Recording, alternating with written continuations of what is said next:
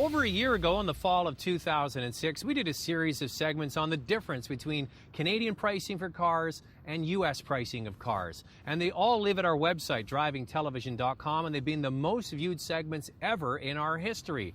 So we did the calculations a year ago at a 12% difference in the Canadian dollar and the U.S. dollar. And we saw a massive discrepancy in some of the cars that are for sale. Well, fast forward over a year, and we all know what's happened with the Canadian dollar. It shot up past parity with the American dollar, as high as $1.10, and it's now settled down to $1 worth kind of a dollar.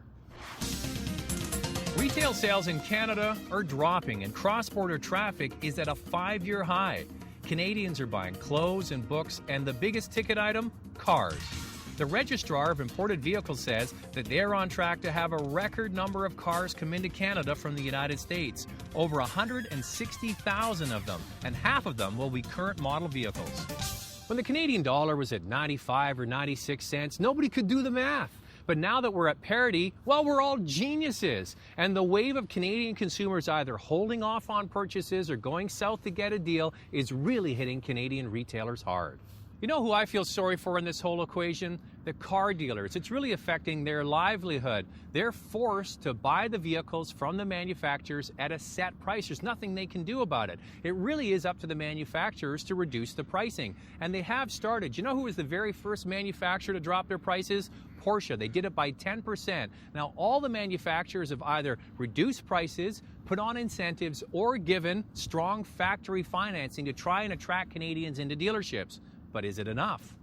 Now, I've talked to several manufacturers and a lot of retailers, and the message is the same. It looks like Canadians are taking a wait-and-see attitude. They're parking on the sidelines, even with these cash incentives that are being dangled in front of their nose. You know why? Because they're ticked off. Why do Canadians have to pay more for the same or a similar car on this side of the border?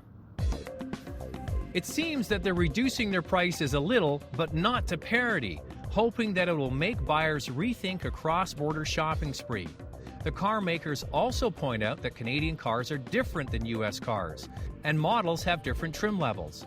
In some cases, this is true, but there are glaring examples of huge price differences. The good news is that Canadians like small, inexpensive cars like Civic, Corolla, Pontiac G5, and so on. These cars are really not any cheaper in the United States, but on more expensive models, the price is still out of whack. If you're thinking of going to the United States to go shopping for a car, you have to do your homework. You have to. And the very first place you should go is riv.ca. It's the Registrar for Imported Vehicles. First of all, you have to find out, is the car you want admissible into the country? Now, keep in mind, there's brand new laws in Canada. There are immobilizer laws. As of September 1st, 2007, every vehicle in Canada has to have an immobilizer. And Americans don't have that same law. There are people who have bought cars in the United States, they've got them into Canada, and they're sitting in their garage because they just can't drive them.